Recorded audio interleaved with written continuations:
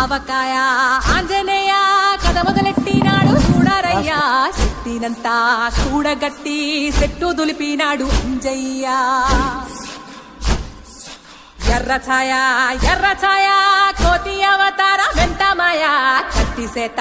పట్టకుండా కాయ కోసినాడు కపిలయ్యా